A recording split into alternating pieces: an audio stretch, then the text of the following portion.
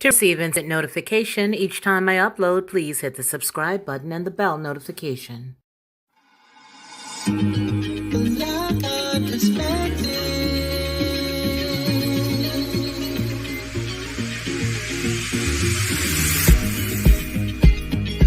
Helping you along the way.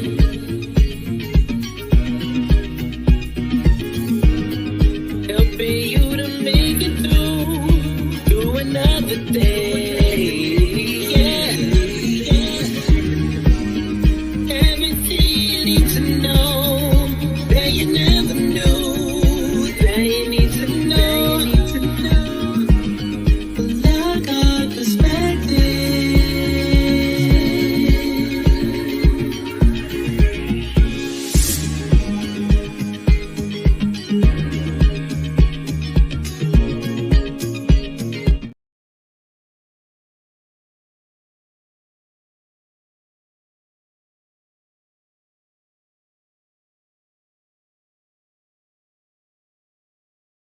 Weeks ago, we talked about this particular pastor, the Brooklyn Bling Bishop.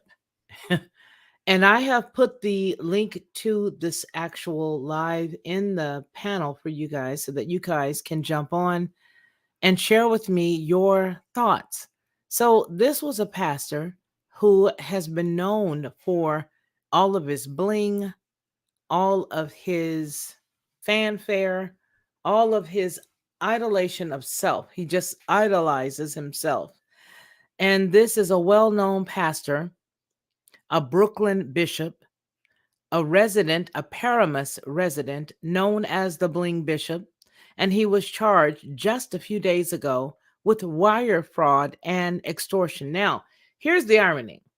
The irony is that just a couple of days ago, I peered into Tasha K's live. He was on there trying to talk to this girl about, him helping her out of her issues. And he was going to prevent her from continuing her thoughtism, as it were. Now, I was actually in Tasha K's live and I was typing, "Girl, run away from this guy. He's no good. Please don't pay attention to him." All of the stuff that I was saying. And I tell you, Tina and Maureen, I was warning this girl to ignore this man. And it appeared that it went on deaf ears because just about a day or so later, hey, Joy, he was arrested.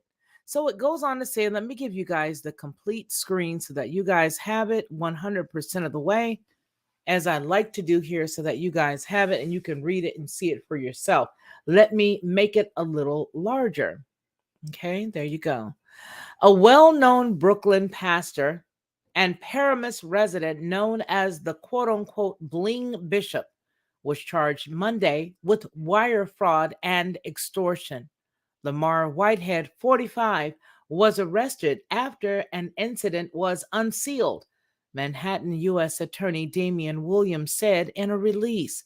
The pastor who was in the news in July, you guys remember that's the story that we all covered here, after he was robbed at gunpoint during a sermon. Now, to me, it looked like, and this is just me, this is nothing that is true, this is nothing that has been posted, this is just what one woman thinks.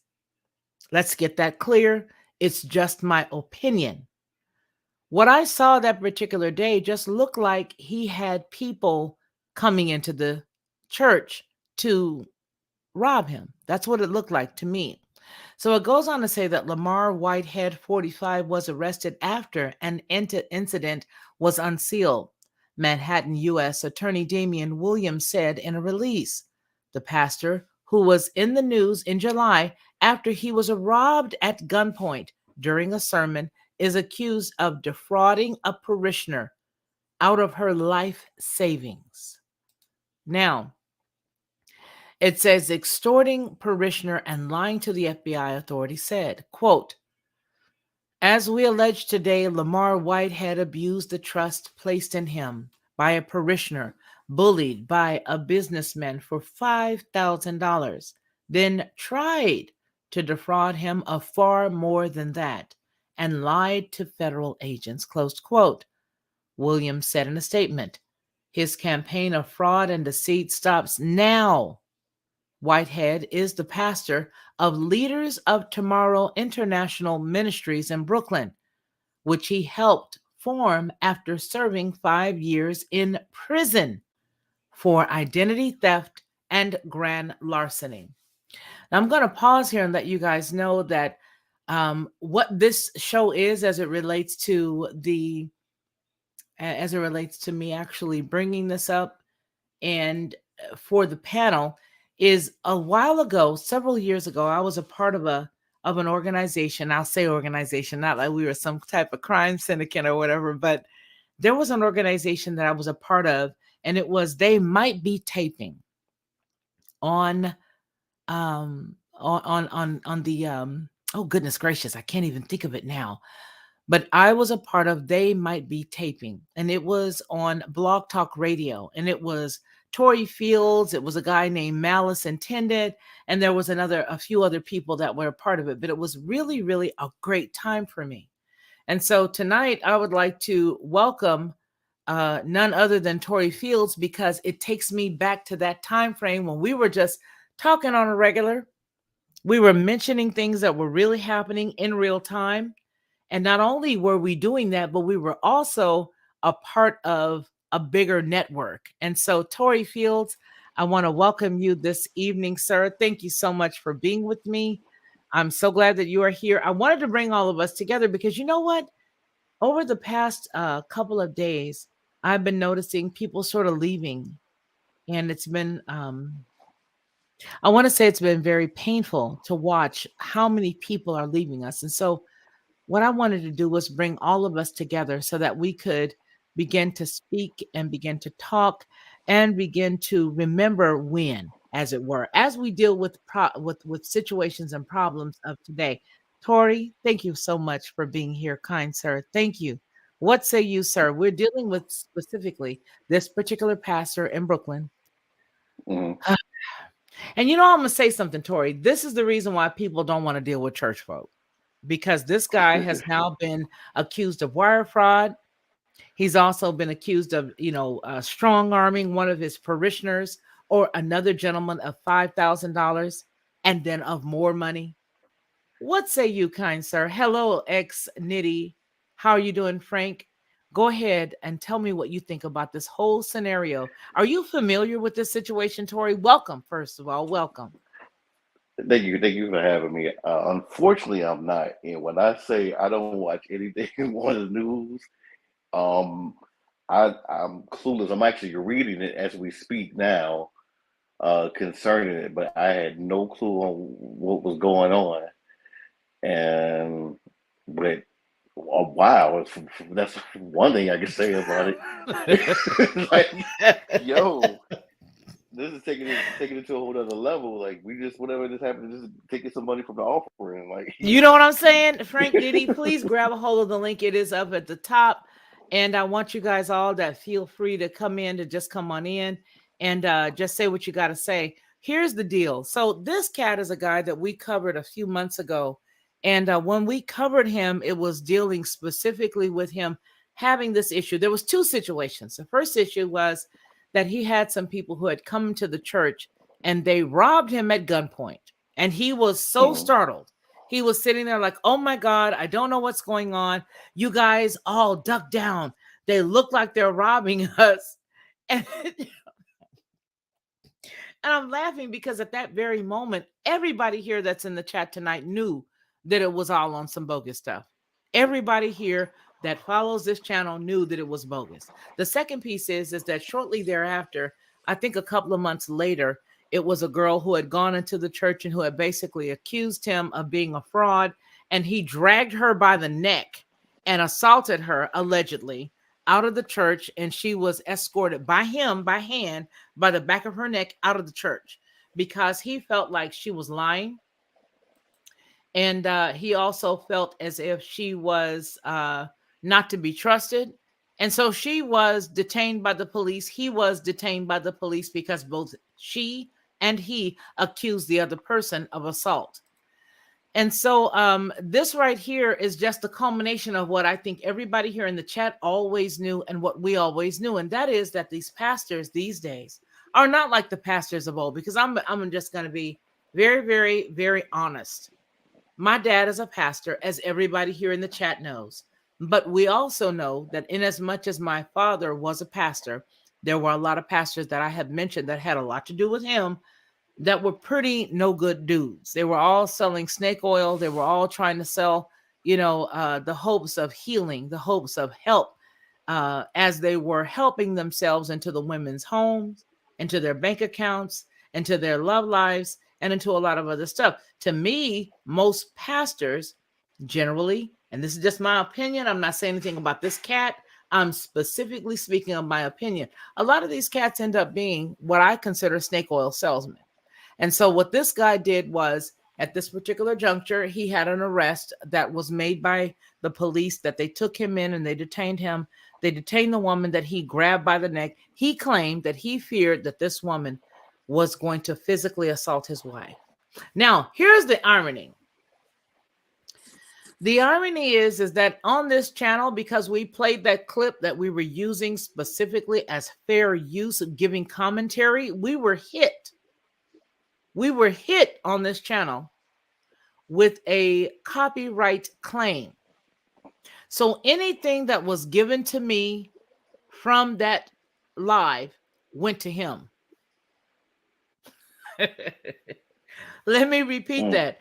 I was hit with a copyright claim specifically for the fair use, as we know it as to be fair use. But we were hit with a copyright claim because we were covering that particular news story and we were using it as commentary and we were using it under fair use, and we were hit with a copyright claim for that very video. So when I say that, what I do want is I do want my son, XX Frank Nitty, if he's still here, to get that link and come on up here and chat with us, because we need to talk about this. These are the things that the church has been guilty of. That's how I'm gonna say it. The church has been guilty of leading a lot of people astray. And while they're leading a lot of people astray, they're using scriptures out of the Bible to sort of pin people down to give money. Now, I don't know whether anybody else has seen this, but there is a viral video that's going around right now on TikTok, as long as TikTok will be allowed to do their thing, of a man who's basically saying, listen, I gave my wife $100. I want to change. She didn't get that change. And you know what? Y'all forgive me for laughing, but I've got to laugh because these are the things that people are being actually told by pastors, that you got to give. And if you don't give, then you're in trouble. So let's go on ahead and finish this. And as I finish this, we are going to we're going to listen to some people. I want to hear what everybody has to say. It says Whitehead is the pastor of Leaders of Tomorrow International Ministries in Brooklyn, which he helped form after serving 5 years in prison for identity theft and grand larceny. He is also a close associate of New York City Mayor and former Brooklyn Borough President Eric Adams. It goes on to say, quote, I've spent decades enforcing the law and expect everyone to follow it, Adams said in a statement. He continues, I have also dedicated my life to assisting individuals with troubled pasts. While these allegations are troubling, I will withhold further comment until the process reaches its final conclusion, close quote. The indictment alleges that Whitehead induced one of his parishioners to invest around $90,000 of her savings, life savings, with him, and spent that money on luxury goods. He is also accused of extorting a businessman for $5,000 and attempting to get the businessman to lend him $500,000, while also alleging lying to federal agents executing a search warrant. Here's a quote. As we allege today, Whitehead carried out several duplicitous schemes in order to receive funds from his victims. This is the FBI Assistant Director Michael J. Driscoll. Now, additionally, when speaking with authorities, Whitehead conscientiously chose to mislead and lie to them. If you are willing to attempt to obtain funds through false promises or threats, the FBI will ensure that you are made to face the consequences for your actions in your criminal justice system. Whitehead lives in Paramus mansion, reportedly worth $2 million. In August, he put the mansion on the market for sale for $2.99 million. Now, again, there is the link that's here in the chat. And my son, as well as my brother, Tori Fields. Now, let me tell you guys a little bit about Tori Fields. You guys all know that I have done in the past Blog Talk Radio. Tori Fields was the gentleman that put me on. He and another gentleman, what was his name? Daryl. What was his name? I think it was Daryl, or I think it's Daryl, wasn't it? Yeah, it Tori? was Daryl. Daryl. Daryl. Can't remember the last name right now, but I know that I went and searched up his Instagram. And I was like, Ashford, I hey, think. yes, Ashurst. And so we were a part of They Might Be Taping. But I want to tell you something. Tori Fields, like ex Frank Nitti and myself, could all stand on their own. But we were all a part of that same organization. Let me ask you. I'm going to ask you, Tori, and then I want Frank to go on ahead and chime in. What do you think about this mess? I'm going to take myself off as you guys go on ahead and talk. Well, I'm gonna let Frank Nitty go. I'm still reading about all of this stuff that's going on. It's new to me, so I'll let him go first as I catch up. Okay, go right ahead, Frank. What do you Yeah. think? This is how you doing? I thank for letting me back on your platform, Felicia. So You always have an invitation. appreciate it. So this is the same. Isn't this the same guy that got robbed or something like that? And on in front of his parishioner or something like that. And on The reason why I'm cutting up laughing is because, yes, this is that very same guy. And I don't know how many people remember, but when I was doing the story that day, I kept saying something just don't seem right. They seemed too organized. The car was too flashy. They all sort of came in uniform. He all told the people, hey, you guys, get down because it looks like they might be trying to rob us. So, yes, to answer your question, yes, this is that. Yeah, honestly, man, this just goes to basically to the whole just the whole tide thing, the whole just the brainwashing of the of the church to the parishioners. And then this is the thing too, we got to remember that these churches have a 501c3 and they're tax exempt, so the money that they're getting coming in and out remains with them. There's no tax involved or stuff like that, so it's all profit.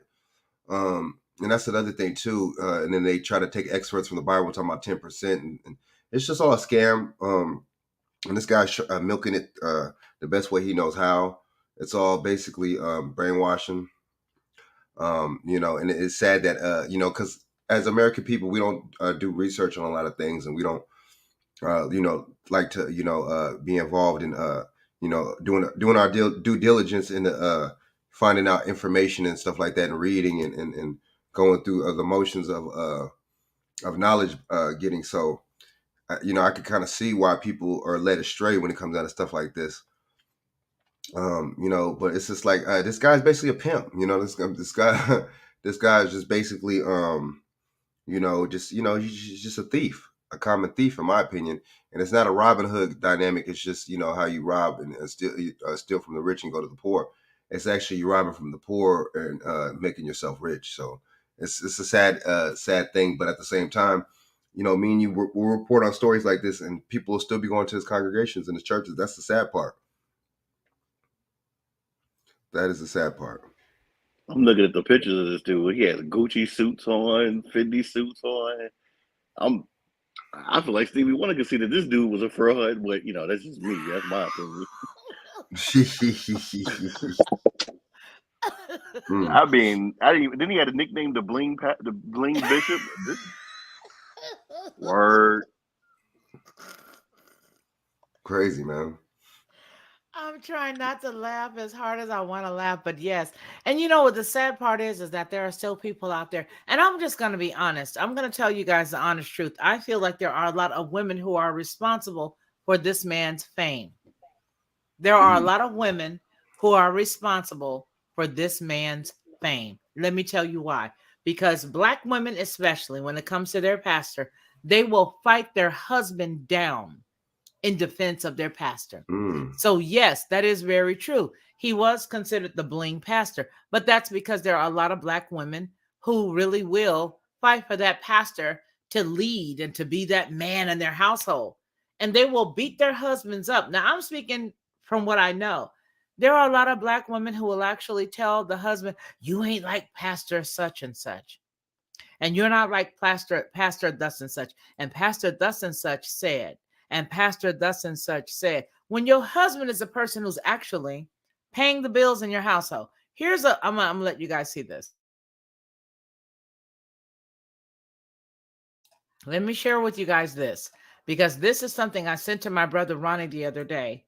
And we were looking at TikTok and I showed him this. Listen to this, you guys, and watch this.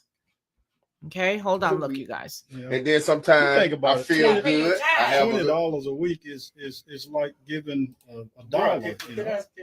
I'm gonna come up here and give y'all all my money that I make every month. I'm just sorry. I be fair. But we're not looking for you to give I put $20 a week. Yeah. And then sometimes I feel good. I have $20 a week is like giving a dollar. Did I say something? Is that your 10% of your earnings? It's my business. That's what it is.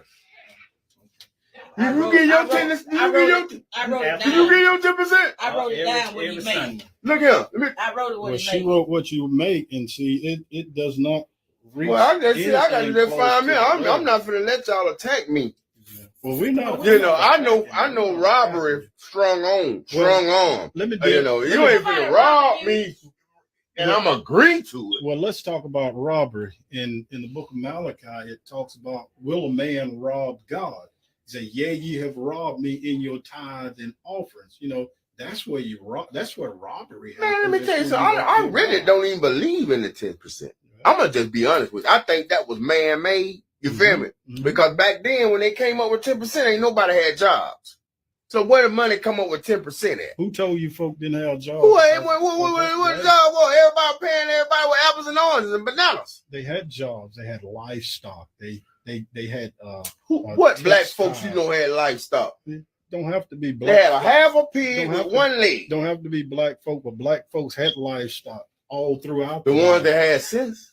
You got to pay them. You probably had it. You gonna have to pay them. I didn't have it. Let me share this. Let me share this with you, because I'm not gonna go back and forth with you about some money, because the church is well taken care of before you came.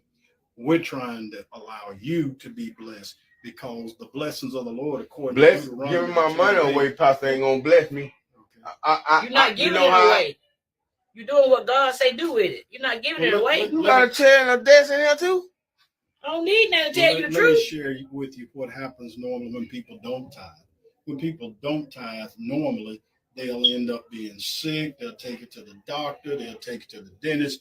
And that's why I tithe. Because God is going to eventually get his. That's why I tithe. Yeah. I think to him, he's going to get it some way.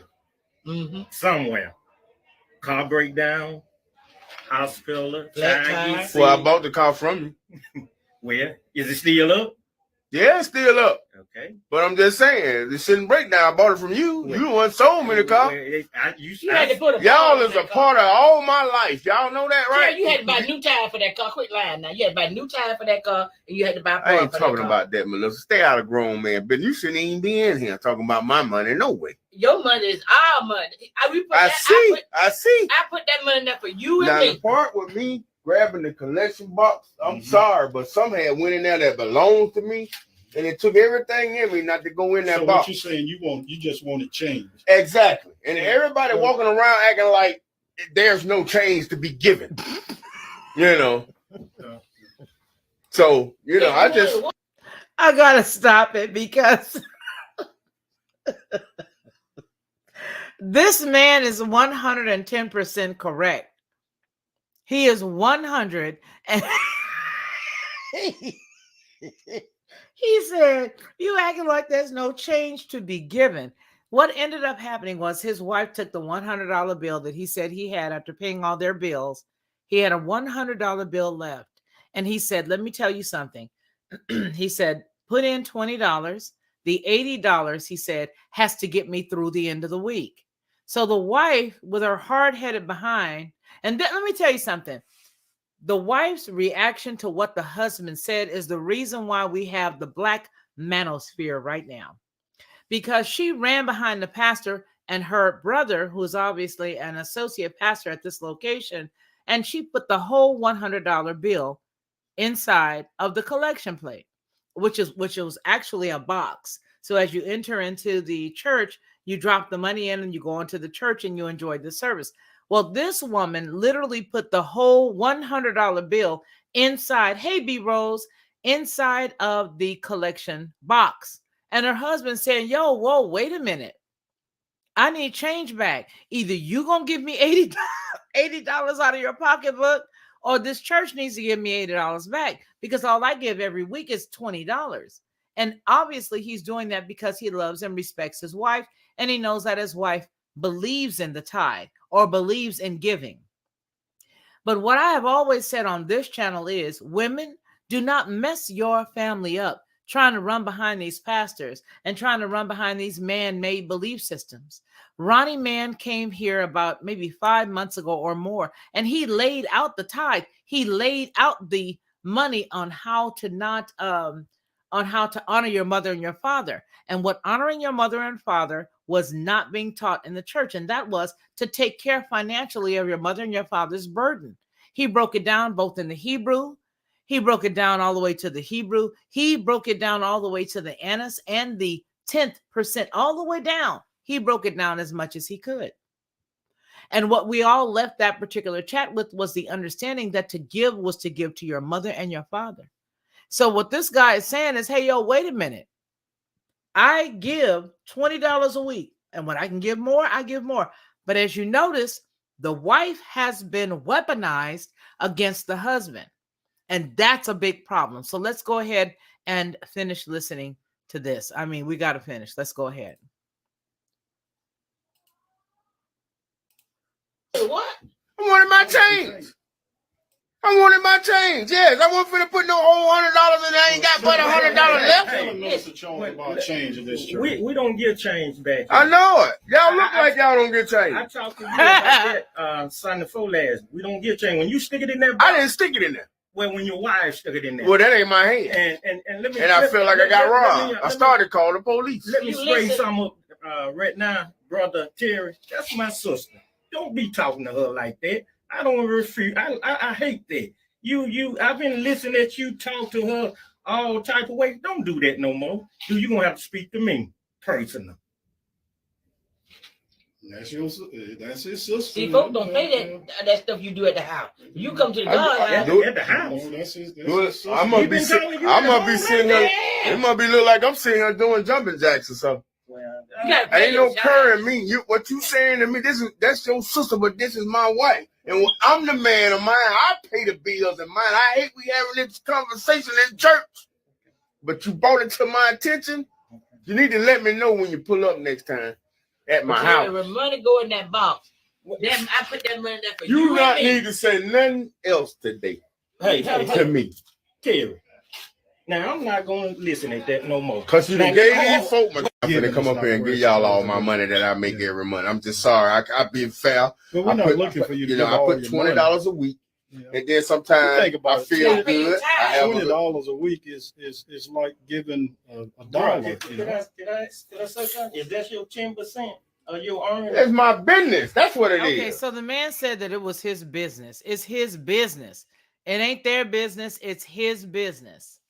What do you guys make about that? It's his business. Tori, he said it's his business. It's not their business. And the reason why I'm laughing is because I used to be ignorant like this woman. That's the reason why I'm laughing. Because I used to be an idiot like this woman. You know, like my husband doesn't tithe. And I believe that the reason why we're under this curse is because my husband doesn't tithe. And then later on, I began to understand, you know what? Look, it don't have nothing to do with him. It has everything to do with mismanagement of funds, period. And what do you guys think? I'm gonna come off. Go ahead, Frank. Tell me what tell me what you think. I mean, when I first heard the video, dude was right, man. Dude was on point, man. It's just like, and then what's wrong with one change back? What's wrong with? I don't understand. You know what I'm saying? They used to give change back when I was a little girl. You know, and then he talk about, oh, you see, that lets you know it's mismanagement right there. So, and basically, so you know, at my request, I can't get my change back. So you basically keeping my money. You stealing from me, right? And so the thing is, and another thing too, I like how you broke it down, you know, and you know, this once again, this puts the so-called black woman against the black man. You know, it's you know, the thing is too, you know, that's crazy how you said it. You're right though. That's a crazy dynamic. I have to compare you to him. This guy's living extravagant lifestyle. This guy's I mean, basically, you know, he's just preaching the words of the Bible, and you're holding him up as some kind of esteem, like maybe even being versus me. You see what I'm saying? And I mean, it's almost like an infatuation with the man. You know, it's almost like an infatuation with these women, with these pastors, man. And a lot of them end up, you know, having affairs with these pastors and messing with these pastors too. So the thing is, you know, like you were saying, like that's why we have the manosphere. You're basically going against your man's wishes for this man that you probably hardly even really know. You're basically going against your man's wishes, like he just said too, and I like how he said it. I pay the bills in the household. I like how he said that and he broke that down. You see what I'm saying? And that's the thing. This pastor's not paying the bills, but guess what? You giving him all this dang money, we're low-key helping him pay his bills plus some, because like I said, it's a 501c3, and it's tax exempt. There's no you know, there's no taxes, everything, so it's all profit. You see what I'm saying? And my thing is, I wonder what this church and these pastors are doing to actually give back to their communities, right? Instead of take from their community.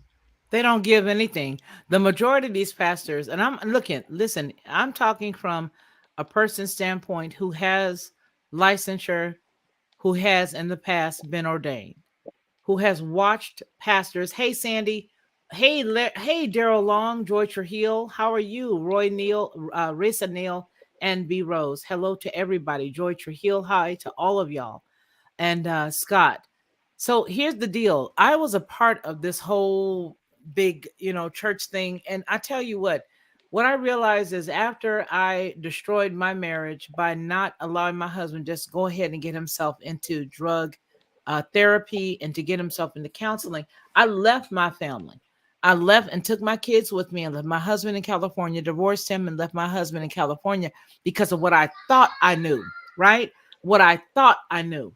And that is the problem that I will say about a lot of women today is they will look at these pastors and put them up on a pedestal because of what they think they see and what they think they know. And what they don't know is that a lot of these cats are really, really egregious, that a lot of these cats are really, you know, they're criminal.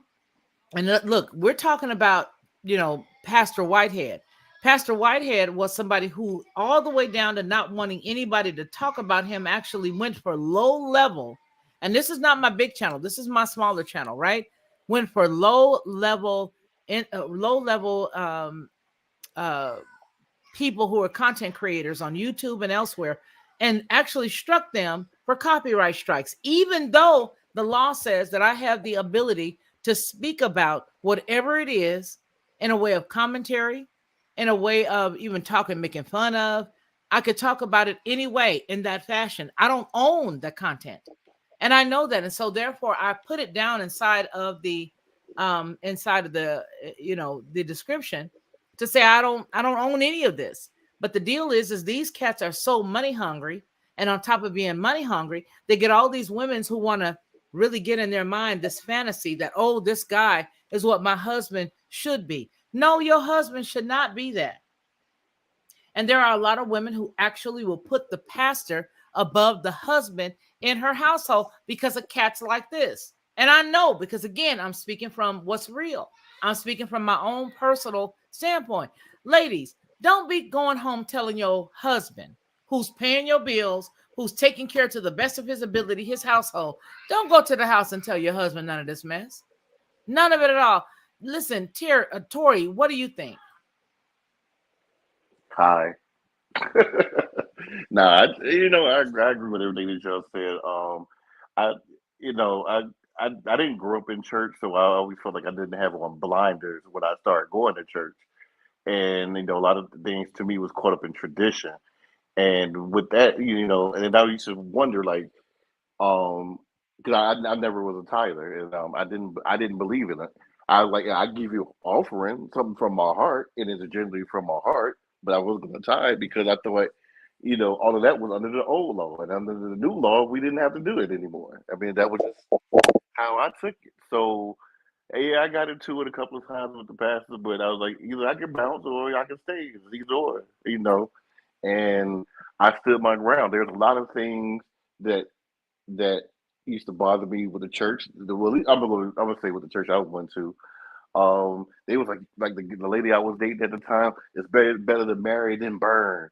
But I'm like, so I'm gonna marry this girl, possibly be miserable for the rest of my life just because y'all don't want me to get caught up in sin. So at the end of the day, I understand this dude respecting his wife, but I don't know. Personally, I couldn't even be him, the guy that wanted his $100 back because I'm that's just not me. But with this whole thing with what's the dude again in Brooklyn, Richard Pryor character from Car Wash, what's his name?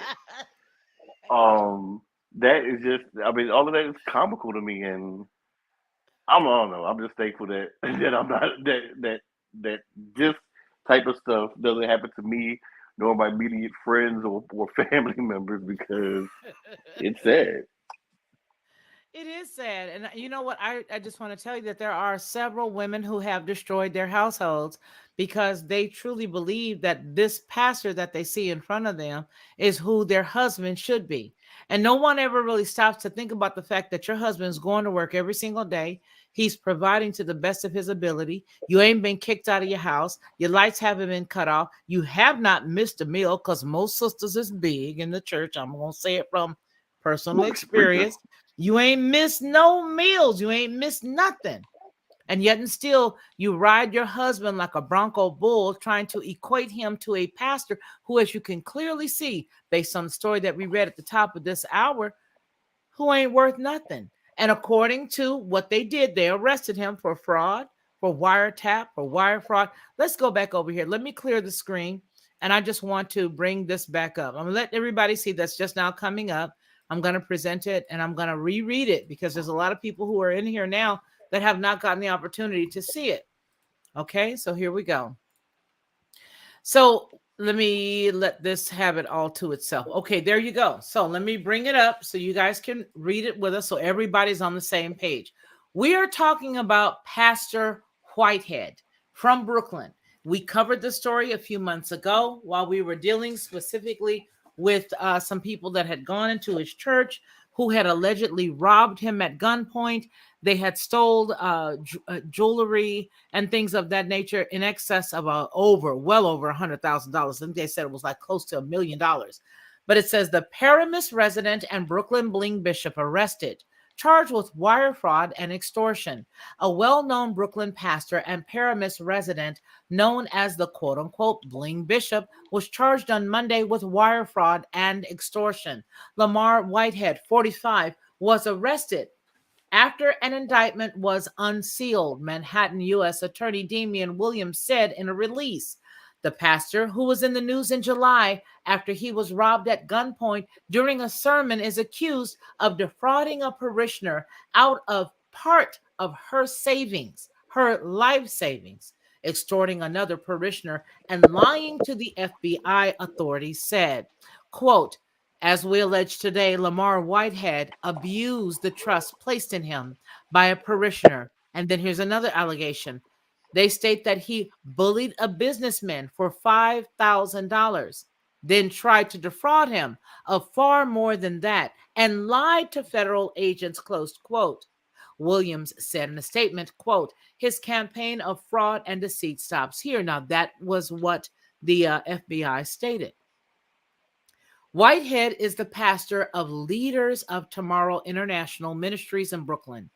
which he helped form after serving 5 years in prison for identity theft and grand larceny.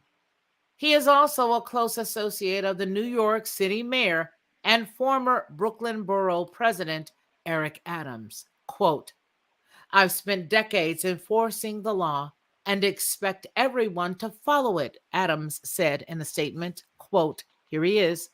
I have also dedicated my life to assisting individuals with troubled pasts. While these allegations are troubling, I will withhold further comment until the process reaches its final conclusion, closed quote.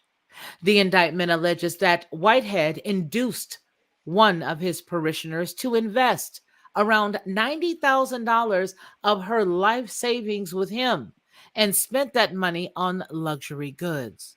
He is also accused of extorting a businessman for $5,000 and attempting to get the businessman to lend him $50,000 while also alleging lying to federal agents executing a search warrant. Here's another quote.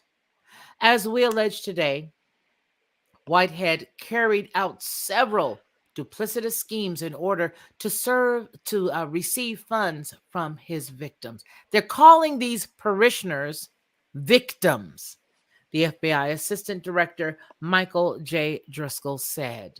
It goes on to say, additionally, when speaking with authorities, Whitehead conscientiously chose to mislead and lie to them.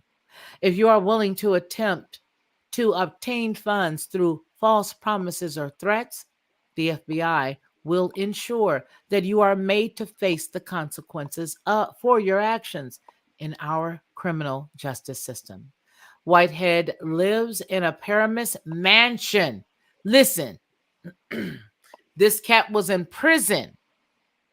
How many of you regular folk live in a mansion? But Whitehead lives in a Paramus mansion reportedly worth $2 million. In August, Realtor.com reported he put his mansion on the market for $2.99 million. Now, how many of you can put your house up for sale for $2.99 million? Guys, this is real quick. Yeah, go ahead. I know your listeners don't know me and they don't know that I'm really touched to the head, but you read so daggone well. Like, you should just like do movies or books or whatever, and I'll listen to it all day. Like, oh my God, I'm really into what he's reading. So yeah, you need to like do more audio books, and then maybe I'll be able to read more. But that's it. I know that was off topic and off subject, but you should know better than anybody that I'm touched.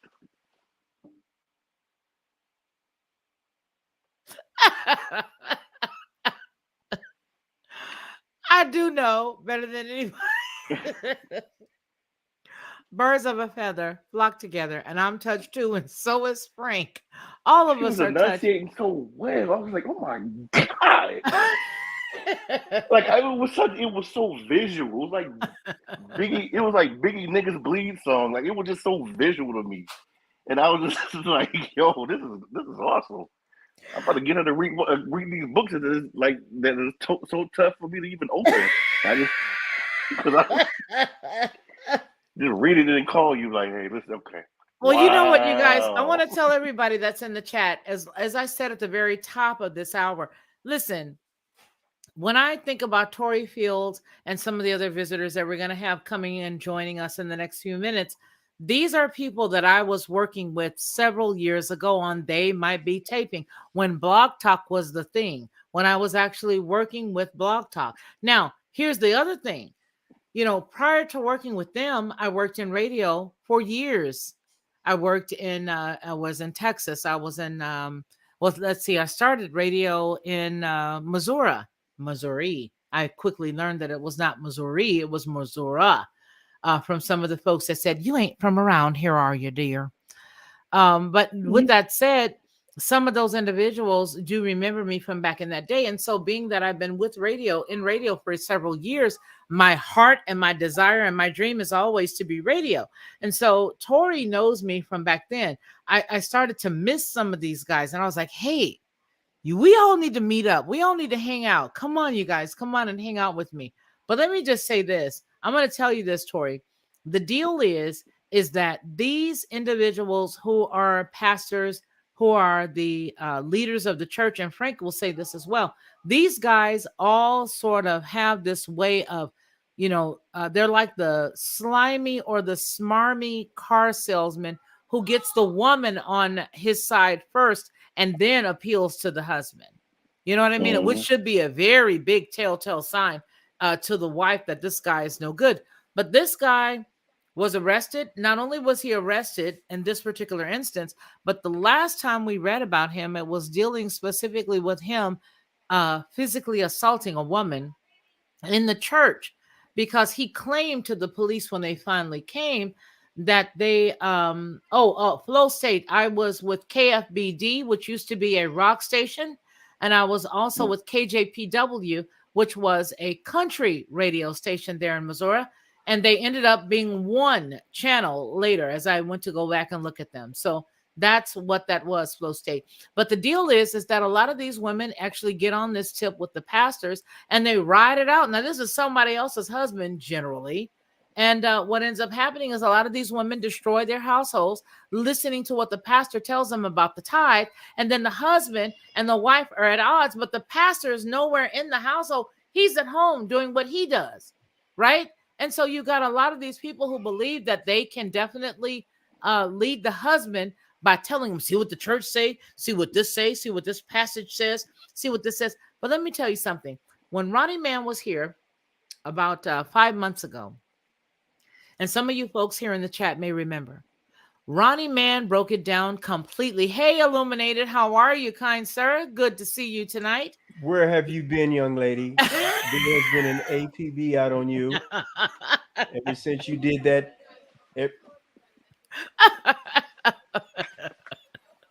Well, I'm glad that you are here tonight. We moved, Illuminated. We moved, and then when we moved, we had all the stuff that's coming in and out of the house.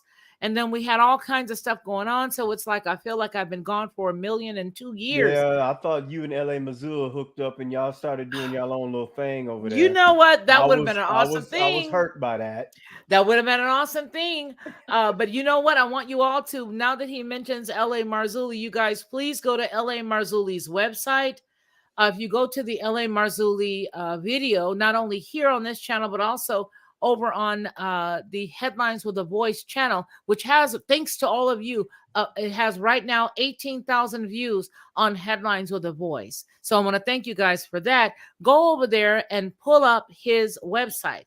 He just dropped the video, and it's outlining all of the stuff dealing with, the space machines and the spacecraft and all of the stuff that people have seen. And so I want you guys to all go over there. If you don't, please don't forget, go over there tonight and look at that. Click the link, go to his website, look at the stuff that he has, okay? So now, listen, I know that you say Kevin Brewster here, but to me, you are Illuminated Revelation. You know that there are a lot of women who do jack up their families because of what they think the pastor is saying. Will you please elaborate that out? I'm going to give you the solo layout. Oh my God, my honey, my bear. All of my friends are here tonight. Hello, Iron Lion. How are you? I'm good. How are you? Oh my goodness. I am so ecstatic to see both you and Tori Fields, as well as all of my new friends in the chat with us. I've been telling everybody how you guys are responsible for me being in these airways. We started all together a few years ago, 2011, 2012, 2013, dealing with They Might Be Taping. And I just want to thank you so very much. Tonight, what we're talking about, whether you've been able to see it or not, we've been chatting specifically with this pastor out in Brooklyn who has led a lot of people astray, Iron Lion.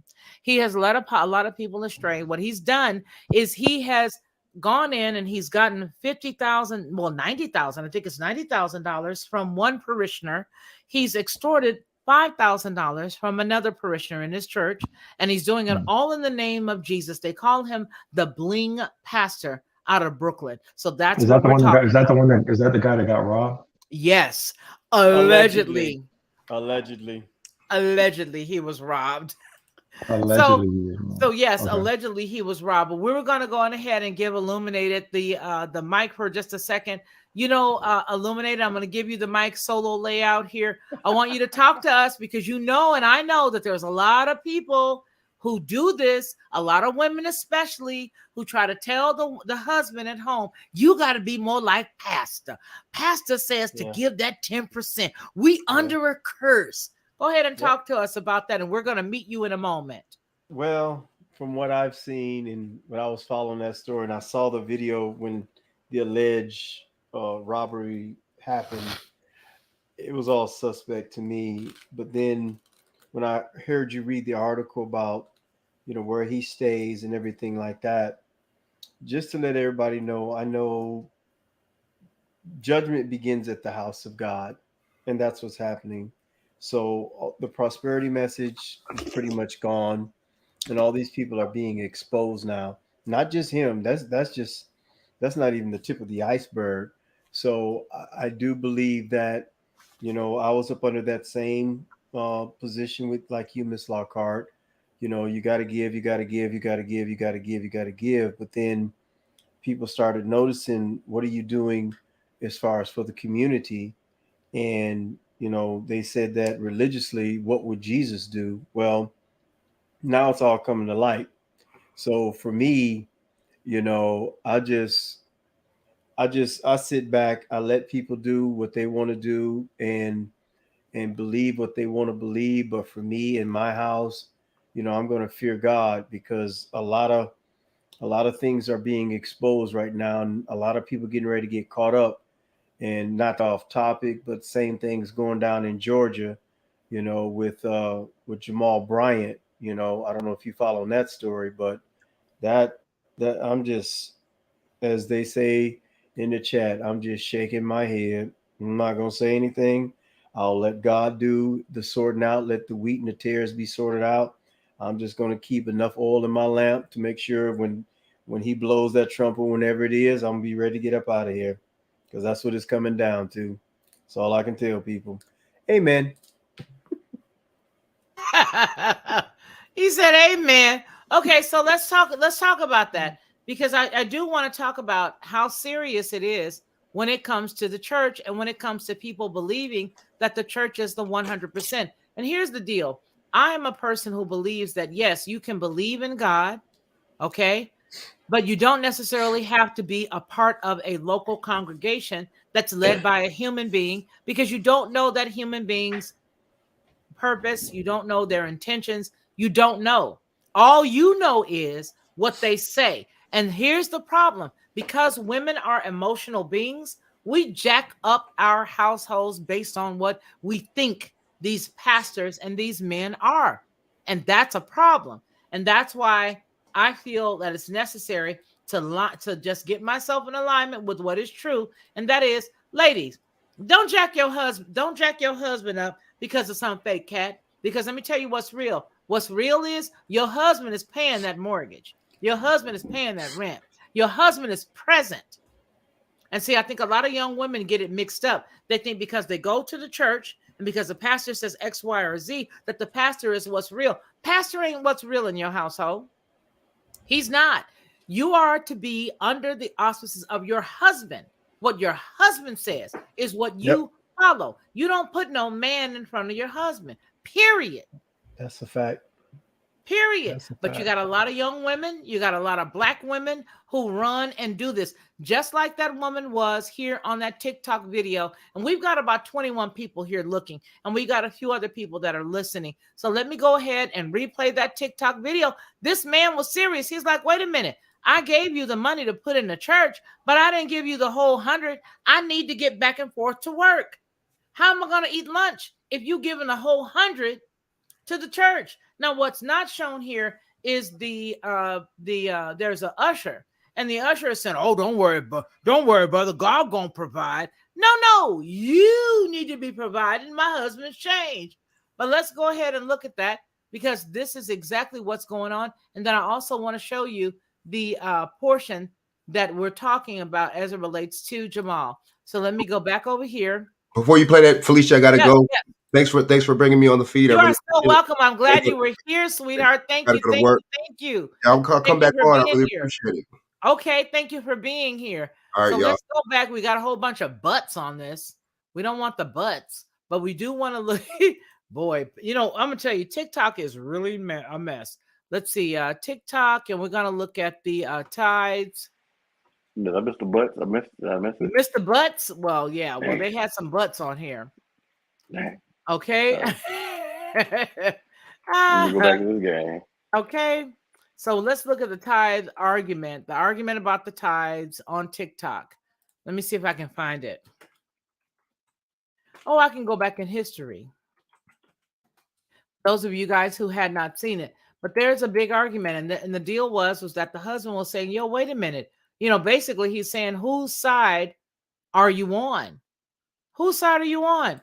I'm your husband and you're sitting up here. Okay, you guys may be able to see it now. Let me go ahead and pull it up. I might just switch out. Here we go. Let me switch out. I'm so glad. Oh my gosh, you don't know how happy I am to see Iron Lion and Tori in the same place. Okay, sorry, here we go. I've been foul. Well, we're not looking for you. I put $20 a week. Yeah. And then sometimes I'm going to come up here and give y'all all my money that I make every month. I'm just sorry. I've been foul. But we're not looking for you to I put $20 a week. Yeah. And then sometimes I feel good. $20 a week is like giving a dollar. Did I say something? Is that your 10% of your earnings? That's my business. That's what it is. You get your 10%. You get your 10%. I wrote it down what you made. Look here. I wrote it what you made. She wrote what you make, and see, it does not reach. Well, I got to just find me. I'm not going to let y'all attack me. Hold on a second. This man just said she wrote what you make. This pastor just said that the wife wrote down what you make.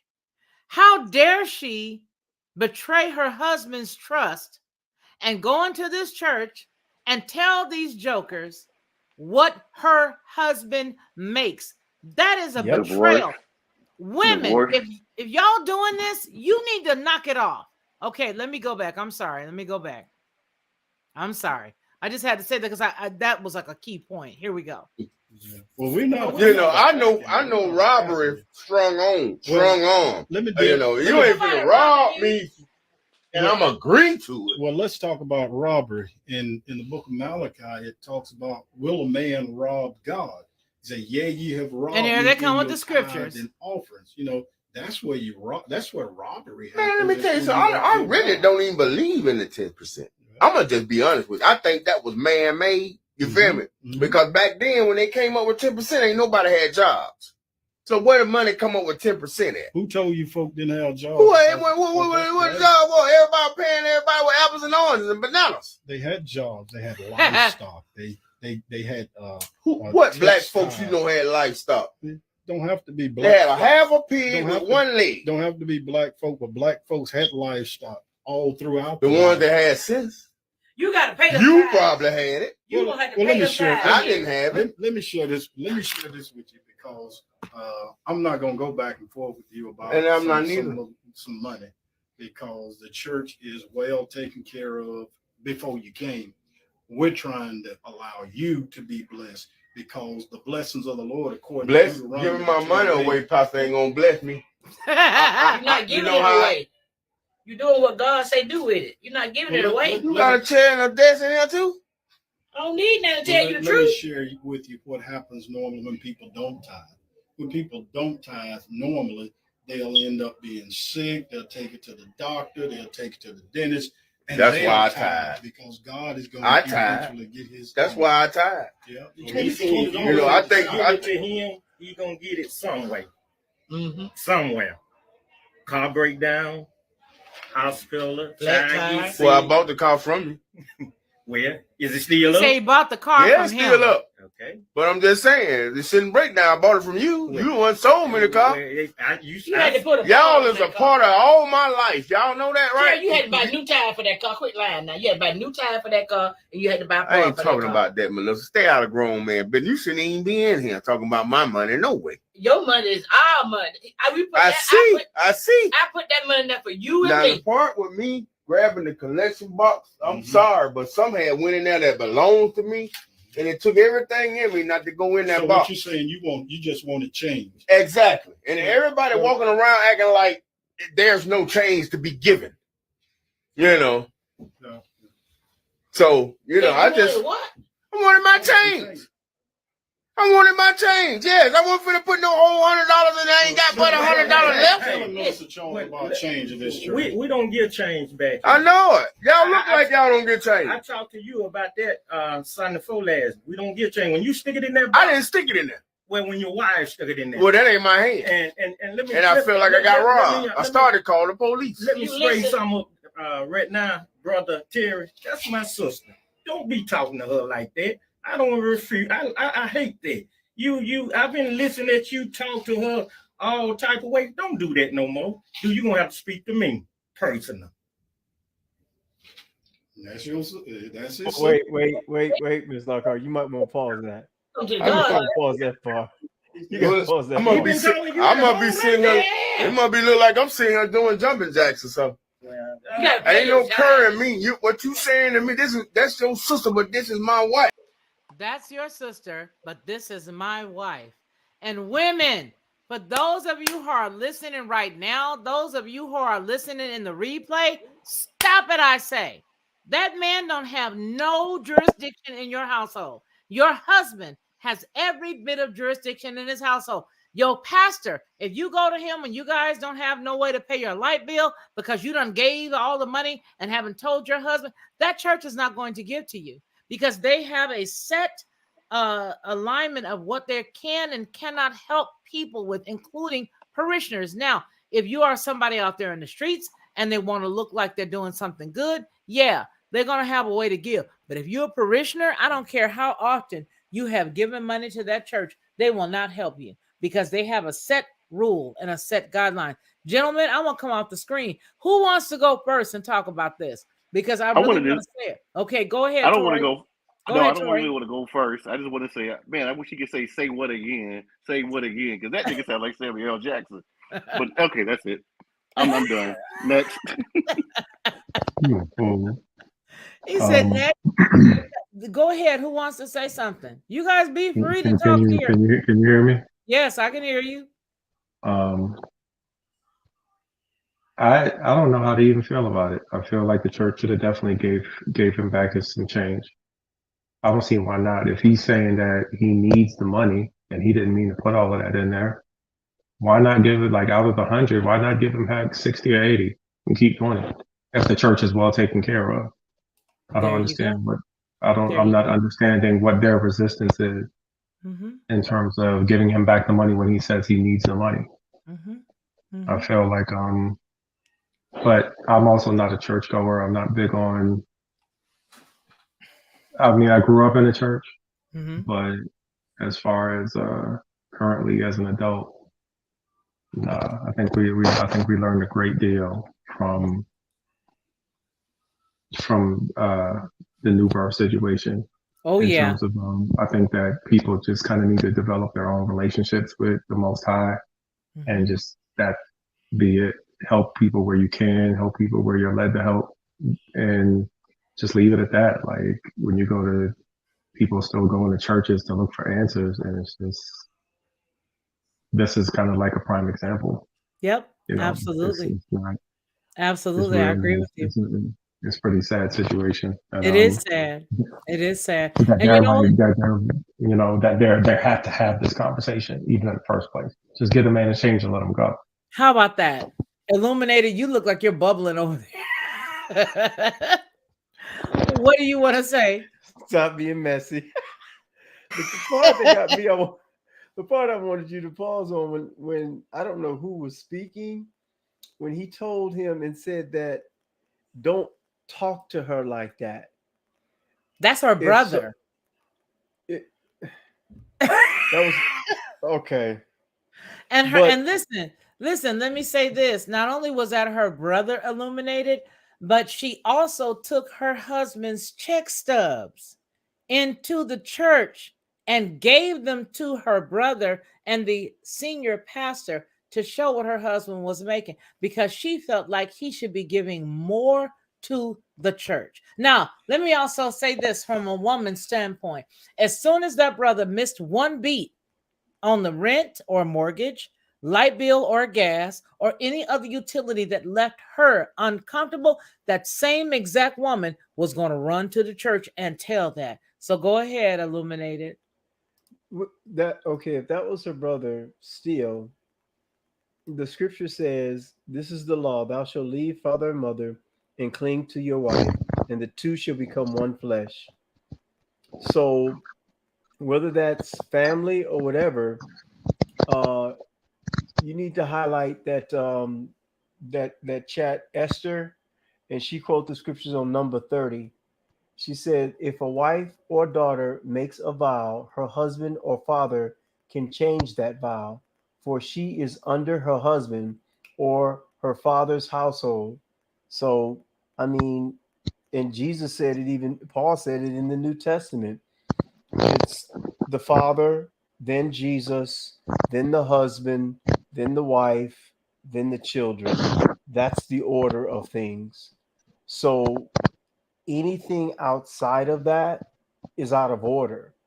So for me, that's why, I step back from, from ministry just to take a look and observe. And it's just the stuff that's going on now is just, I can't believe it.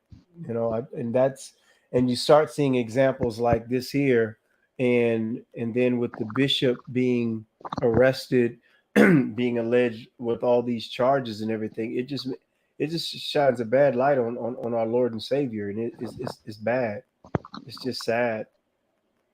I mean, a part of that also is what is this? I don't know. I'm not sure of the scripture, but as far as about being unequally yoked, Right. if her husband is as hood as we just saw on display, and she's like, they should have known that this was the dynamic, that she was just this gung-ho person that's all about church, and she's giving his checks, pay stubs behind his back to the church and all that stuff. Like, if they aren't equally yoked, then why are they even still? I mean, it's just a bad situation from the beginning, from the genesis of it. It is just a bad situation because they're not on the same page.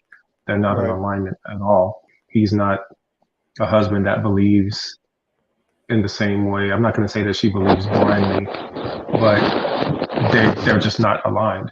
And I think that is a part of the problem, is that that's really the main problem, honestly. So yeah, it's just kind of a bad situation all the way around the board. I think he's hilarious, but yeah, I think it's pretty Well, bad it's that pretty she's like bad. that. So listen, we're gonna go ahead and switch reels right quick because we are doing, several of the hot topics right now. The next topic that I want to talk about is Deion Sanders. Obviously, being a Mississippi girl from Biloxi, I do want to talk about Deion Sanders. I do want to talk about the fact that he left the HBCU and that he went on to Colorado. I think he's in for a couple of rude awakenings as it relates to Colorado. Okay, because once they get you, they got you.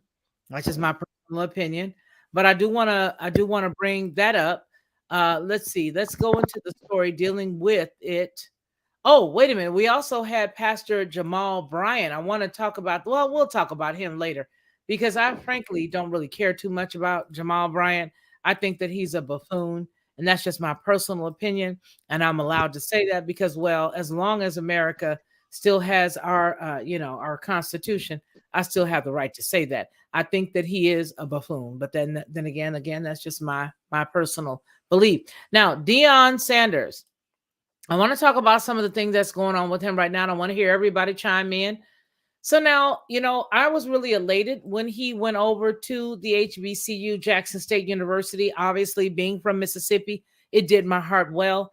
I also understand how much money he was making while he was there at Jackson State University. But then I also want to talk about the fact that a lot of people have a lot of stuff to say. People who used to live in the hood, moved out of the hood when they got money, and then now have something to say about him. Okay, you guys are free to talk about it however you choose, but I'm going to go on ahead and we're going to read this portion here just specifically to get caught up on everything that's going on as it relates to him and Jackson. Now, this was 2 weeks ago. So Deion Sanders, better known as Coach Prime these days, shocked a lot of people with the news that he will be leaving the HBCU, Jackson State University, for the coaching opportunity there at University of Colorado. Coach Prime made sure to address his team about his departure. Now, I'm sure that a lot of people have already seen this particular live that his son, who is really good, his son is really, really good at capturing everything Deion. I'll just say that. Now, it says the opportunity will put Deion and his son, Schroeder, I hope I'm saying that correctly, Shedeur Sanders, the quarterback for JSU, on a much bigger stage in college football terms, since the Colorado Buffaloes are in the Big 12 Conference. But it is very sad to know that Coach Prime will no longer be coaching at an HBCU. JSU won the championship in the SWAC conference last year with an undefeated season, and they were favored to win the chip again this year.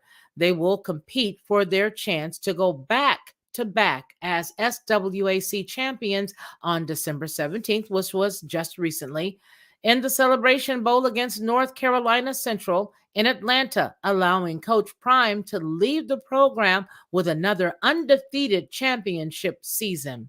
Coach Prime has set numerous records during his nearly 3 seasons at JSU, but more importantly, the impact he has had on his players is beyond words. His celebrity, his connections have allowed him to upgrade the JSU franchise on many levels, including game attendance, uniforms, travel, and notoriety. Twitter has expressed mixed emotions about Coach Prime accepting the CU job. Now, there are several tweets, as you all can see here. Several people had a lot of stuff to say. I want to focus specifically on what it was that Black folk had to say. And there were a lot of people who had a lot of stuff to say. Now, the closing of this actual article says Deion's contract with CU is a 5-year deal worth $29.5 million. He will be paid $5.5 million in his first year, and he is to receive $200,000 raises each year over the life of the contract. Reportedly, Rick has some funding lined up that will secure the funds to pay Deion, but he was not willing to go public with where those funds will come from. Now, it also asks that you let them know what you think. Now, this story will be down below in the description, but I do want to bring that up to everybody here, and I want to find out what everybody thinks about this. What do you guys say, and who wants to go first? The what I want to pose is the fact that people have been Boyce Watkins has been very vocal on Instagram, very vocal on YouTube. There have been a lot of people that have been vocal on a lot of different platforms as it relates to Deion Sanders. But here's what I posed as the objective that we look at. The fact that looking at JSU, they had a prostitution ring that was very public, okay, that everybody who was keeping up in the know watched prior to Coach Prime coming, where there had been individuals who had been released from JSU because of their involvement with this ring. And there's been a lot of misappropriation of funds, to include the money that was removed from Coach Prime's his division for the football, and misappropriated or slid onto general funds. So with that, I'm going to leave you guys, and I'm going to sit here, and I want you all to tell me what you think. Tails vision. You want to speak on that since you have a pretty interesting perspective on it? This ain't my show. You can't just Anybody can speak. This is all of y'all's show. This is everybody's show from That's what I Illuminate was to asking you. I Hardline. wasn't Tori, telling you, bro. come on, Tori. I'm gonna throw the ball to you. Tori. What do you think about this? And I know that you have a lot of affiliations with a lot of folks, and you can say as generic as you want. Just going ahead and share with us what you think. I mean, first of all, would I like Prime to stay there? Yeah, obviously I would. I think he's done so much in his brief tenure there, but it's understandable. Coaches, and I'm just going to go from this prospect. Coaches start off at relatively smaller schools and always end up working themselves up. I want to say Nick Saban, who's considered arguably the greatest college coach right now. He started off in Toledo. He ended up leaving Toledo. Then he went to Michigan State. Well, I think he had a brief stint in the NFL, but he went to Michigan State. Then he went to LSU, and now he went back to the NFL briefly, and he ended up now he's at Alabama and winning national championships. So it's always, to me, everybody uses their first college experience as coaching as stepping stones to get to another level. What he wanted to do at Jackson State was have better funding, have better facilities, and all of that stuff, and he did. He also, to me, was catching backlash now because Deion is getting all these recruits from at Jackson State, but not every other HBCU was benefiting from who Deion is. So and I'm talking about just as football purpose, football wise. He's getting all the talent, so then he started getting these backlash. Like, well, Deion is only getting these players because of his name, or however he recruits, and Bethune-Cookman is not getting the same results, or FAMU is not getting the same results. I feel like there was nothing wrong with what Prime did. He came, he did what he helped build up Jackson State so quick. In the SWAC, and he's also helped funding in the facilities again, the building, the stadium in itself, the crowd, the exposure, which is key for those kids, because arguably the greatest players of all time that's played the game of football, ironically, came from HBCUs. Jerry Rice is of Mississippi Valley State, Walter Payton Jackson State. Jackie Slater, Michael Strahan, just to name a few of all these players that went to HBCUs. So the talent has always been there, but recently they've been lacking the exposure.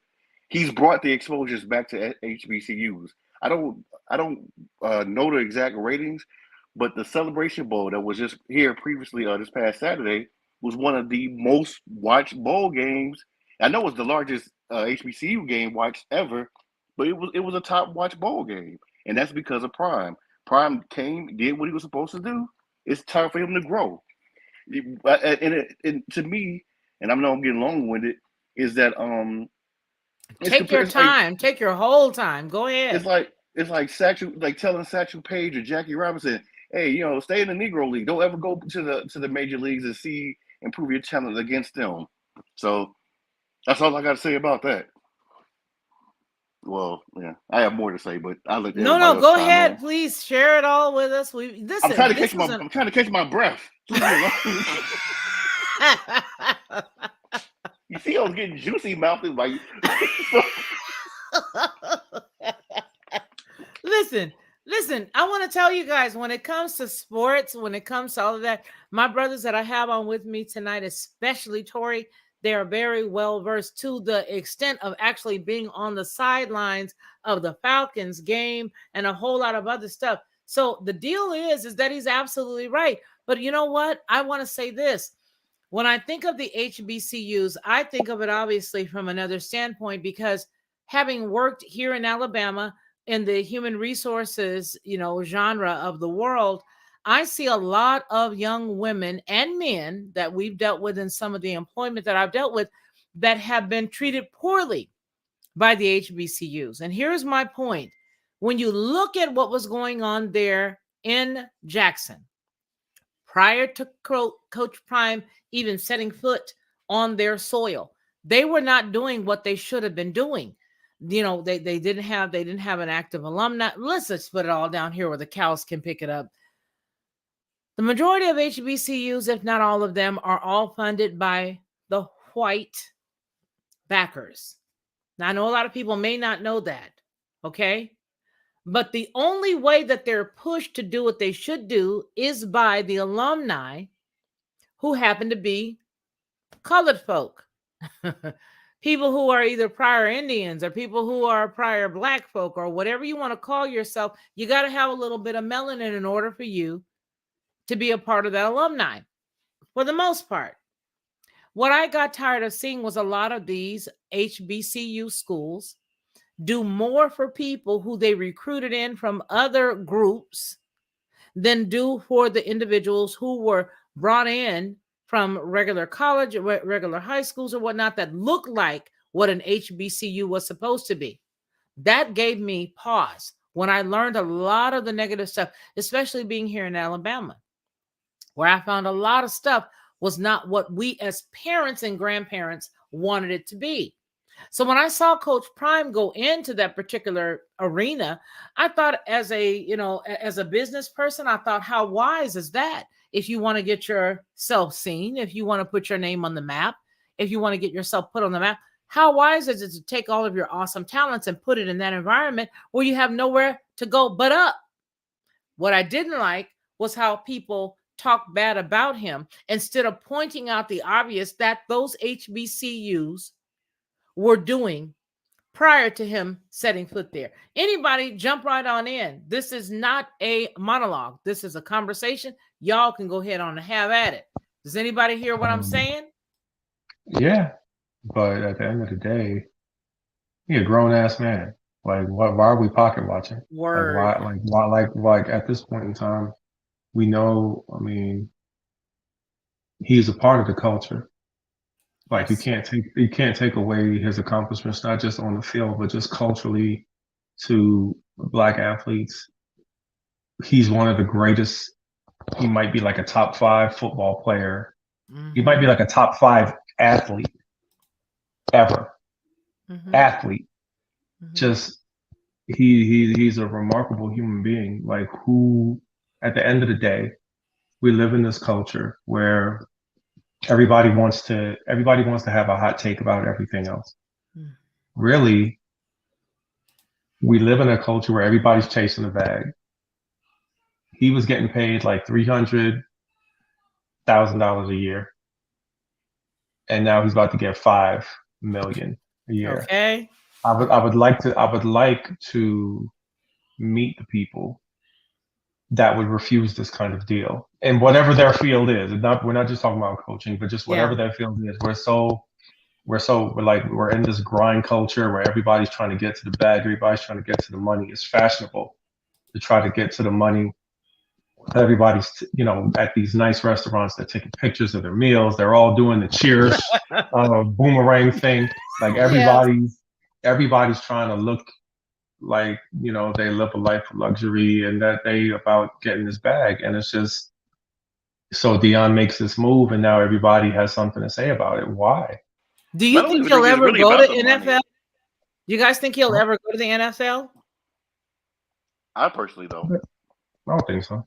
I think he likes helping kids.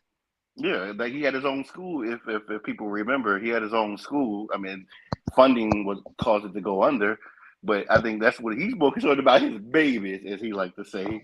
Yeah, he's passionate about that. He's passionate about that. So you mean to tell me that just because he switched jobs and he left an HBCU to go to another school and he's making more money, but he's still within the realms of his purpose and trying to help young people and trying to shape young male lives, most of whom are going to be Black lives? What's the problem? I mean, both things can be certain things can be true at the same time. Could he have stayed at Jackson State and did more? Sure, he could have, but he didn't. But let me ask you something. Do you know how sometimes you can get a really great job, and then all of a sudden you or anybody else can get a great job and they can stay at that place too long and then stuff starts to sour? I really honestly feel like had he stayed at Jackson State a little too long, it would have started to sour. because they had already, did. yeah, It yeah. already did because people was like, oh, again, when I was saying earlier, like people was like, well, he's getting all the recruits, but Eddie George in Tennessee State, who's also a Hall of Fame former NFL player, is not getting the same talent. And so everybody's looking at Prime like, well, the only thing he's going to do is continue to win, and we're not going to be able to have a chance because he's going to get all the recruits. So as people start turning them on then, so he just took his 8 toes and stepped. That was wrong. You know what? Is it too soon? Yeah, I think it might be too soon. Too soon? Yeah, it's too soon. Because you know what? And then, and listen, as far as that's concerned, I did cover that conversation because I felt like, he should have only stuck to his convictions for himself personally as it related to something else. But he didn't. He sort of made what he felt personally as a public announcement. And to me, that shouldn't have been done because, and I'm talking about the toes thing. And that to me is so sad. This is what I said a few weeks ago. When I talked about the fact that he was leaving in the first place, I felt like he was a man on a mission and that he needed to touch as many lives as he possibly could. And here's why I said that. Because I believe that right now there is this manosphere that is the hate woman's He-Man club. And it is really attacking young Black men. And I know, as being a grandmother and being a mom who's raised 5 young men and then who has the majority grandsons, I know that they're very socially awkward right now. And what I saw was, a lot of people being angry and being upset because the Black manosphere is looking at it one direction and the truth is a totally different direction. Do you guys know what I'm saying? I know Illuminated does because he and I sit on a lot of panels like that. Anybody else who sees that, share with me what you think. But I truly and honestly felt like there was a lot of people who were getting some wires crossed with this whole entire thing. Does anybody get me? Yeah, Illuminated? it's sort of like what Iron Lion said. It's like when it first, stuff started, bubbling up and, really came, as we call the news cycle, and it started coming up. It's like, okay, he's leaving JSU, and then when you start doing, you start doubling, tripling down, and find out what was really going on, he began to talk about the ticket sales and how some things were getting kind of flaky there, So and everybody know Primetime has always been about his money.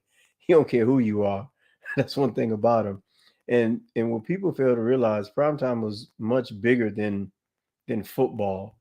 He had a brand that was just him. And even after he got out of football, he was still Primetime. And everybody that was coming into the NFL, I haven't watched football in years, but people remembered him, what he did and what contribution he made to the league. So for him to go down to the HBCU, I also graduated from Mississippi down in Meridian, but when you look at what Jackson State was before he got there, and then you see what he did after he arrived. So now he just showed people that it could be done. So if somebody's going to offer me $30 million a year, deuces, I'm out, and it's about opportunity. And you never know when you're going to get that opportunity again.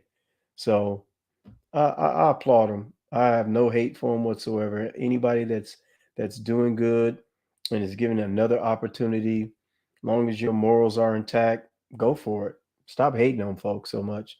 And everybody shouldn't have an opinion about everything. Like I like what Iron said, we're in this space now where everybody has to have opinion about everything. When I saw the story, I was like, okay, whatever. Didn't bother me a bit. But so people have to get so wrapped up in that stuff. So yeah. Do you think a lot of that getting wrapped up into it is a part of a bigger plan or a conspiracy? I mean, why is it that these types of things that pop up at a certain time? Well, I noticed when certain things pop up, and I was like you, I had to take a step back because a lot of things that was popping up that it just didn't interest me. Like the Meg the Stallion, all that. Okay, whatever. I'm looking at this ombudsman bill and this lame duck session that's Yes. going on. That's Wow. that's Yes. that's the real news. All this other stuff, I'd be like, okay, if y'all got an opinion on it, what do you think about it? I'm like, Illuminate, what do you think about it? It doesn't affect me. Well, It I just mean, doesn't. here's the thing, and and everyone in the chat knows that I covered those heavier things on Headlines with a Voice, shameless plug. I handled the heavy, heavy, heavy news on Headlines with a Voice. But as I share with them on Headlines with a Voice, I've had to take a step back because it can wear on you physically, emotionally, and spiritually. Because, see, what we forget, we take things at face value. Oftentimes, we'll look at things as, well, it's face value. There's nothing, clandestine or secretive behind this.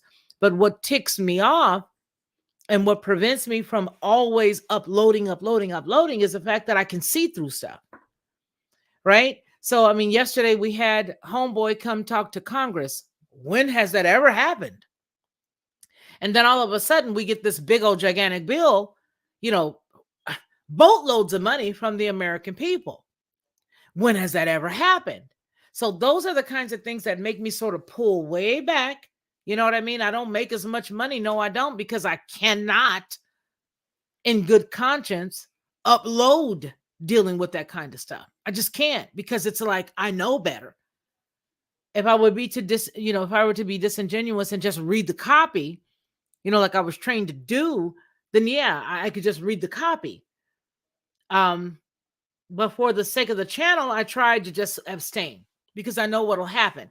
I'll get in my feelings and I'll start to admit and to say what I feel, and it won't be pretty. Okay, so let's just set that over to the side.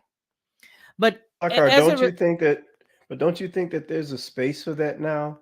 I mean, because for 2 years they canceled everybody. I shouldn't say, that's just not as a whole, including but in general. myself. I was canceled a couple of times. Yeah. So now it's getting to the point now, truth is at a premium right now, and people are so hungry for it, because a lot of times we'll get in these spaces, it becomes an echo chamber. Absolutely, it does. And it's like when I hear you or hear some other people that I follow, you go over there and you're like, oh, okay. There are some people that are on YouTube. One particular individual that's been talking about C19 forever. He just comes in and just reads what's on there. And I mean, he doesn't get all emotional. He said, well, what about this? And he's so laid back with it. And I'm just like, no one bothers him in anything. But it's like when you begin to touch certain subjects, people it's just like, oh, we don't want to hear about that. Okay. Right. Okay. And so, and then, also, and so just a little bit to touch onto this topic, I just really feel like, to do as much research as I had done over the past almost, 3 years, and then to know the things that I know, when I see certain stuff coming out now, it just makes me want to go back and grab old things that I had brought to others' attention. You know what I mean? It's like, I shared this 2 years ago, and now we're having, football player and soccer player and actor and singer, disappear. Yeah, I know. And so with all that said, let's just say this. Yeah. So yeah, you will see me a lot less, but if I know that there's a demand for what I have to say, then I will definitely show up. But I haven't seen that. I haven't seen, I see you come out and say, hey, where have you been? I've seen other people say, hey, where have you been?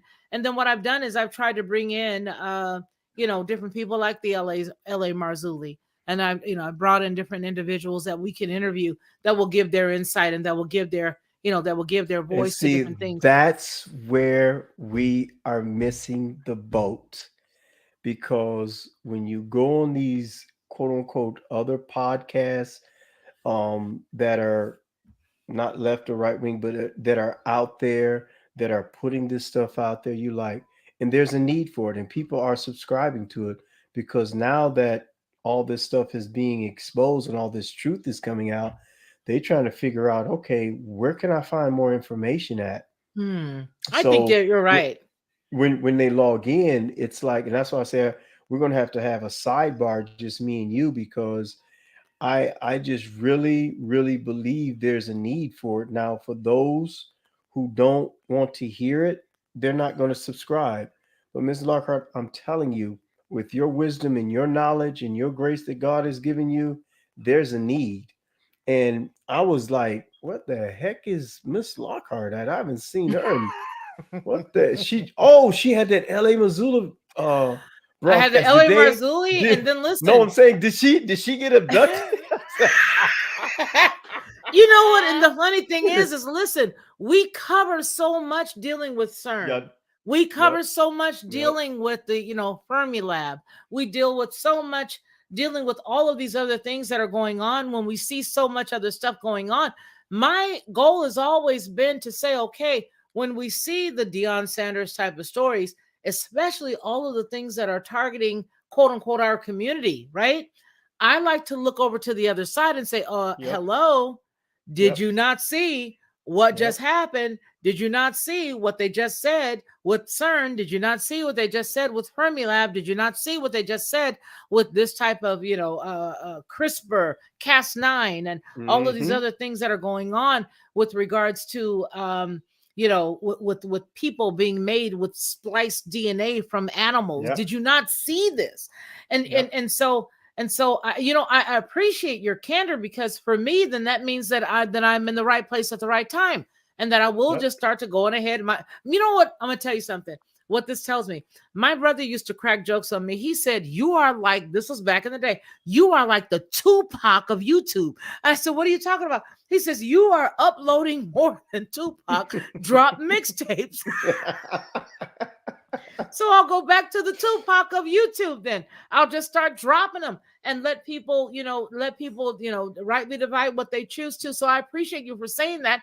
And so going forward from tomorrow forward, every story that I get, I'll just start dropping it, which means that you guys in the chat and you guys who are on the replay, you're going to have to get used to it like it was before. 4 and 5 or 6 or 7 drops every single day, because you've no idea how much content I have that's actually been recorded that I've not uploaded. I've got scores of content that has not been uploaded, and I do believe that you're right. So I'm going to go ahead and do that. I'm going to take that admonishment. I'll give you a Jesus perspective. Give me the Jiva bus. Yeah. Feed my sheep. Feed your sheep. Jiva bus. Yeah, because it's not so much as the 99, it's just the one, but the 99 are scattered. It's not the one. The one is in the sheepfold. It's the 99 that's scattered.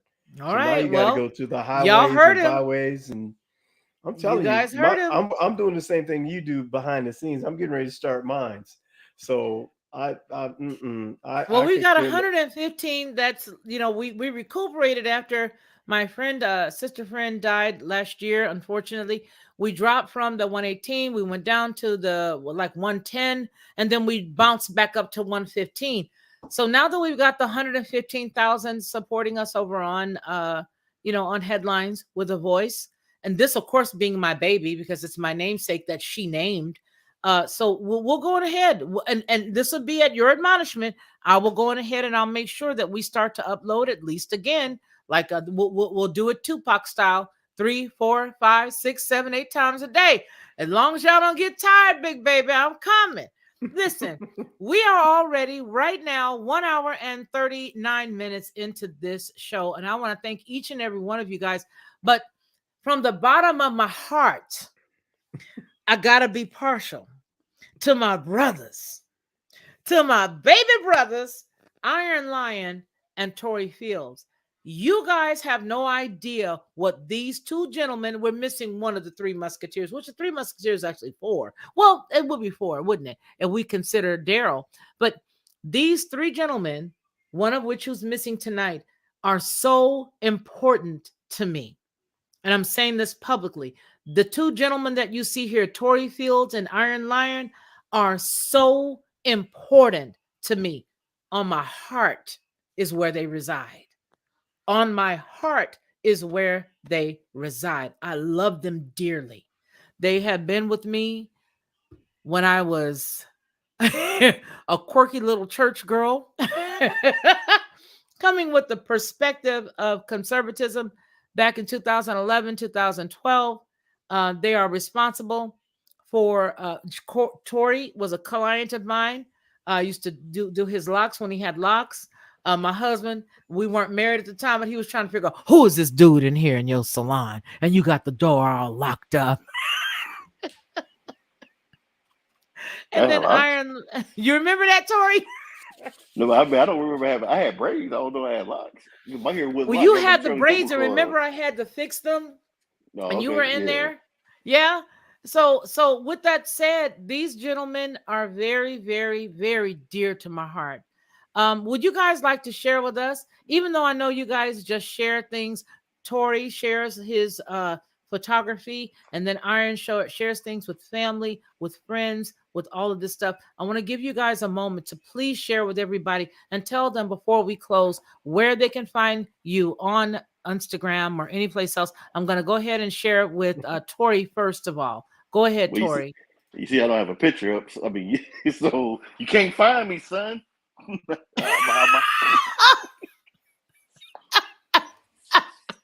don't want to be found.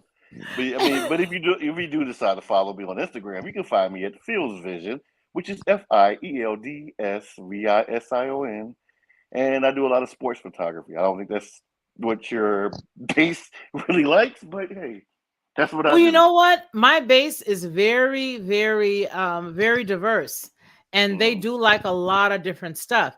And so you never know. You never know. Listen. When we finally did the demographics on my main channel as well as here, what we found was that there are from 35 to 65 years old Anglo males. That is who follows me. And I love everybody who follows me, but that's the demographics and that's what it shows. And so you never know who's who in this world. And so it's always good to shout yourself out and say exactly what it is that you do, because you never know who's watching, right? Who knew that L.A. Marzulli was going to be a part of the, of the family? Who knew that, who we just had just recently? We just interviewed on the other channel we just interviewed Jacob Israel. And prior to that, we interviewed, was it Derek Bros? These are not black gentlemen. These are very nice, well-respected cats that I love very dearly. But you never know who's who, and you never know who needs you. So go on ahead, Iron Lion, if you don't mind sharing with us where we can find you as well. Well, I too don't want to be found.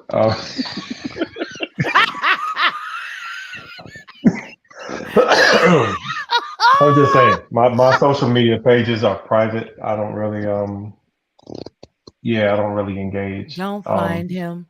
He don't want I don't really like people. But the thing is, I didn't think about it like this. Like, it is about to be 2023. Yeah. And we started doing back in 2011. I didn't realize it was over a decade ago. Yes. Just didn't know how to monetize it. God. We were doing podcasts. We did. And now it's like I think like everybody has a podcast now. And we were doing it back then, and you guys just sort of, brought me into the fold and loved me and allowed me to be my quirky self and just allowed me to just come on in and hang out with you guys. And I love you all dearly. And I will say that publicly. That is 100% on Phil's vision. He brought me in. He just called me like, "Hey, we're gonna do a podcast." I was like, "All right." That was it. That was like the entire. That was what we're gonna talk about. Sports. Yeah, I really don't give. Right. I don't give options. I just tell you. And he's right. He don't give options. And you know what? Right. He ain't joking. He just tell you, "Hey, this is what we're doing. This is what we're doing." So, what are you guys doing lately? I know that you guys are involved with family, and even you, Illuminated, you're dealing with family. Tell me, what are you guys doing? You're muted. And that's amazing. Well, for me, I'm so new to this, space, so to speak. I waited and wanted to see and get a feel for, always see what the water's like first. And I went up and met a few people and really met some very interesting people. And and from my perspective, it's just that it's just needed. They're gonna do what they're gonna do, and we have to do what we're gonna do because, for you, Tori, and you, Iron, for you guys hiding, don't want to be found. Sorry, bro. they burn, they burn, they burning the house down with everything in it. So, but I'm gonna tell you you something, you ain't Illuminated. got no place These to hide. cats, but listen, Illuminated, these cats are some of the realest dudes that I know. You know what I'm That's saying? what I'm These saying. two gentlemen are some of the realest cats that I know. These are like But 100% testosterone dudes.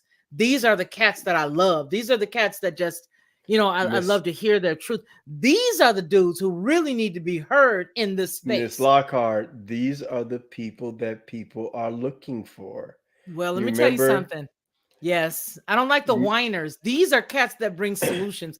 Iron and Lion brings solutions. You know what I mean? Tory Fields, they bring solutions. They're not this, but mama, she doesn't want to love me. But mama, she doesn't want to give me all of her money. But mama, she's not respecting me. These cats right here, they can't do it. They can't deal with that. They can't deal with well, the whiners. They can't. yep. They come with the solutions. And these are the dudes that I love. These right here, these are my cats. This is the reason why you hear me say what I say when I say, hey, just be responsible for yourself. Make sure that you're doing what you're supposed to do. Make sure that you Yep. surround yourself with the cats that's like you, because these are the dudes that I'm used to. I'm not used to all that whining. I'm not used to all that looking. I want to find solution in a woman's lap. I just want the woman to tell me why she doesn't want me the way I want her to want. These cats ain't like that. These ain't those dudes. This And that's why I've this been is what single for 58 years. What, Tori? Tell her to say it again, Tori. I said, that's why I've been single for 58 years. You see, we can't always, I mean, a decade ago, you could say what you want to say more so. And even though it was the climate was changing and it was becoming more PC, now it's like totally changed, especially with cancel culture. It's totally different. 10 years ago, like when we were talking about that story about the man and his wife giving The all money his to the money and church. stuff to, Yeah. yeah, 10 years ago, I would have been like, that's why you stay away from these Christian women and you stick with these hoes. But now I can't say that anymore. You can't Yes, you say that. can. Come right on You over can't, here to the Lockhart you can't say that. Perspective. You You ain't got can't to say that worry about anymore. taking a hit. It's Come on over it's here. just it's like yeah, it's like so it's stick with it's so it's so confusing now. And then when you it have the is. people that are married and try to give our perspective, it's like, oh, me and Ms. Lockhart was on the panel together. It ain't like that no more. It ain't like that no more. Y'all old, y'all outdated, y'all ain't needed. We don't want to hear what y'all gotta say. And then we sit there and we just look back, and I just tell them real nice and politely, marriage hasn't changed, relationship hasn't changed. The atmosphere, the climate, and cancel culture, like you said, Iron, all that's changed, but the Yeah. institution of marriage has not changed. So if that's the way you guys want to roll, I'm gonna sit over here and live, as y'all say, happy life, happy wife, happy life. Yep, you're right. You're right. I'm enjoying mine. So, as you say, I got mine. You get yours. And you've been married for what, Mhm. over 40 years? Yeah, yeah. Yeah. See, So, Well, so 40 so years. You don't look a day over 43. That's what I'm that's talking the about. reason why, because he had himself a good woman beside him. Listen, you guys, we are right now at 1 hour and 48 minutes into this live stream, and we're going to go ahead and shut it down. But here's what I want to say. Whenever Tori, I would love to see Tori and Iron Lion come over here. I'll take the hit. Y'all can be as free as you want to be. You can say it, whatever you want to say. I don't mind taking the hit because Illuminated just told me that it is a needed voice. And so because it's a needed voice, I'll take the hit. But I do want to hear what you guys have to say, because I have to tell you, You guys are refreshing, man, just to hear real dudes just say what's real and what's just honest. That's what I'm used to. I'm not used to hearing whiners. It just drives me bats. I can't do it. And to have you guys a part of my life and to know that you guys were the reason for me even being in this space currently, I want to thank you guys both. I want to thank you, Tori. Thank you so very much. I'm so glad that I was in that barbershop. See, Tori remembers me cutting hair. Tori knows that I was doing hair. Tori was there. He's responsible for me being, like I said, on that show with him and then having my own spinoff after that, as well as several others, as well as Iron Lion being there. So you guys, please do not let this be the last time. Let's do this once a month, once a year, once however y'all want to do it. I'm here. Whatever you say, we got this. But I love you both so very much. I only wish that the third of this foursome, the third musketeer, we got a fist. It's not a Tory. Wakanda. We got a Wakanda fist, not a Tory. Bro, what are you doing? Stop. Oh, the group has been brought back together again, and now they're getting ready to go on tour. But I can't fit the suit no more. Oh my God! I have a button about to pop somebody in the first row. Gonna pop somebody in the head off the button. Oh God! You guys, listen, thank you all for being here in the chat. I want to just tell you all are awesome. You guys are what makes me keep going. Thanks to Illuminated. Thanks to Tori Fields and Iron Lion for being here with us this evening. What we're going to do is we're going to come back more. If these cats want to come and join me again, we're going to have other topics if they choose to. And we're going to make sure that you guys hear what they've got to say. And this time, the next time we come on, we're going to go on the Big Baby channel over there with Headlines with the Voice, where we can reach more people and where we can touch more lives. And that's really what it's all about. You guys, I want to thank each and every one of you for joining me tonight. I want to remind you guys what we always say on all of the Felicia Lockhart publications, and that is that man shall not live by bread alone, but by every word that proceeds out of the mouth of the Most High. You guys continue to be blessed. I want you all to remember to treat each other with respect. Take care of yourselves first, and then you can reach around and take care of somebody else. And until we see each other again, please continue to be blessed. You guys take care. To receive instant notification each time I upload, please hit the subscribe button and the bell notification.